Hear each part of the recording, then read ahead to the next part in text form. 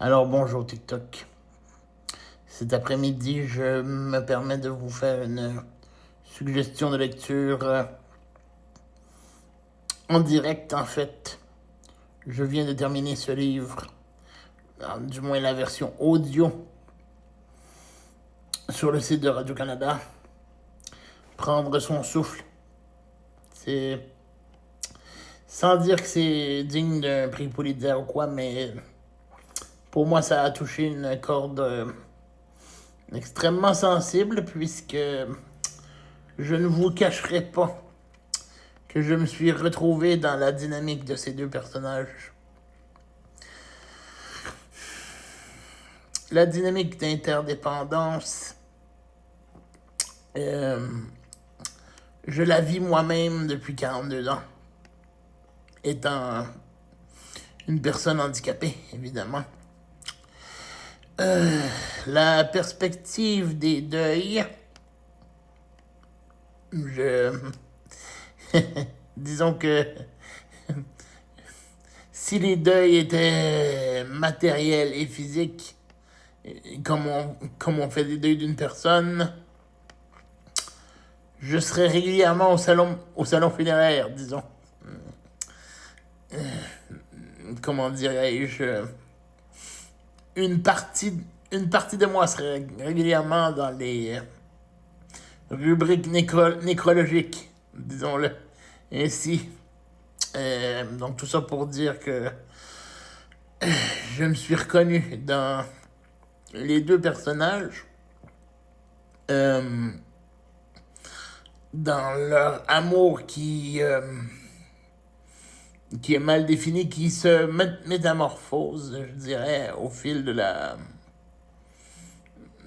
l'histoire de la relation et du changement du personnage Eden.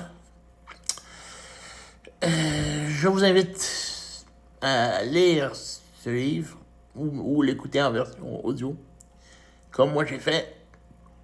Je pense que ça va probablement vous recadrer un peu dans vos priorités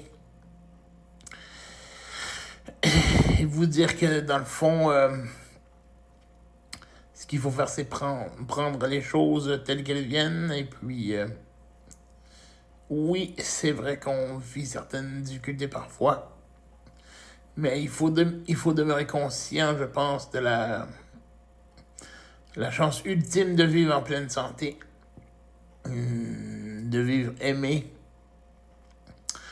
de vivre désiré aussi, parce que ce livre-là, au-delà du fait d'aborder les questions du deuil, les questions du manque et tout ça, ça aborde aussi beaucoup la sensualité et le désir qui,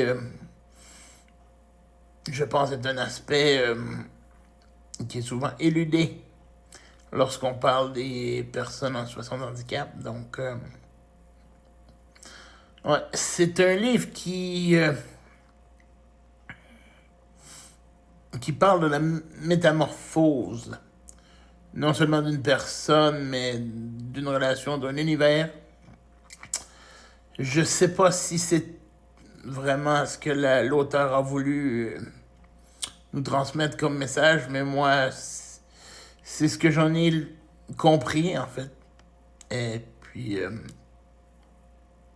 c'est drôle parce que ça aborde aussi la question du lâcher-prise.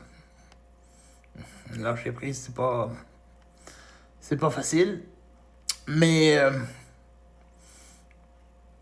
on doit tous le faire à un moment donné ou à un autre dans notre vie. Aborder un sujet qui est difficile aussi, c'est pas quelque chose qu'on fait comme on aborde une recette de Ricardo. Et puis c'est ça. J'ai commencé à écouter ce livre hier soir. Je l'ai terminé ce matin, là.